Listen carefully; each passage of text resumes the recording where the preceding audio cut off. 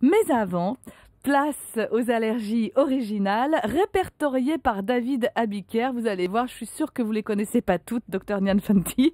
Alors, bonjour David. Bonjour Elena. Alors, reparlez-nous donc de ces allergies que vous avez repérées, ces allergies quand même assez originales. Des allergies un peu bizarres, parce que j'ai remarqué une chose quand même, les allergiques adorent dire qu'ils sont allergiques.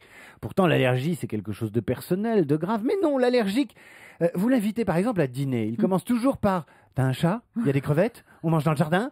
Désolé, je peux pas, je suis allergique. » Mais quand même, l'allergique reste et généralement, il meurt au milieu du dîner. Et une fois que tout le monde est à son chevet, il se réveille comme Blanche-Neige et il dit « Ah, désolé, je suis allergique, j'ai failli mourir. » Comme ça. Alors, on l'aura compris, l'allergique adore se distinguer et faire l'original, sauf qu'il est généralement allergique aux poils de chat, aux crustacés et au pollen, ce qui n'est pas très original. Alors, pour donner d'autres idées aux allergiques en mal de reconnaissance, j'ai repéré des allergies assez originales. Vous avez des gens qui sont par exemple allergiques au dentifrice. Oui. Plus exactement, à certaines substances aromatiques contenues dans le dentifrice.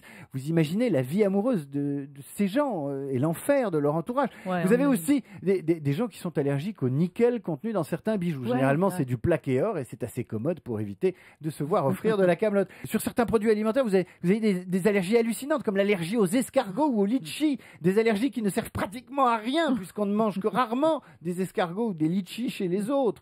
Vous avez aussi des allergies au cuir. Oui, ces vestes de cuir courtes provenant parfois de Chine et traitées avec des produits comme le DMF. J'ai connu un sadomaso allergique au cuir. Sa vie était un enfer. Et puis enfin, les allergies sexuelles. Si, ça existe. Il y a des femmes chez qui mais si, je vous jure, il y a des femmes chez qui la semence masculine provoque de l'urticaire, voire empêche une vie sexuelle normale. Et je ne parle pas de semences ingérées. Non, de la semence dans les rapports sexuels pour faire des enfants. Hein, vraiment le truc classique. Bref, je dis aux allergiques, arrêtez d'éternuer ou de pleurer pour un rien. Soyez originaux. Avant de vous évanouir, au moins on vous posera des questions sur le mal étrange qui est le vôtre.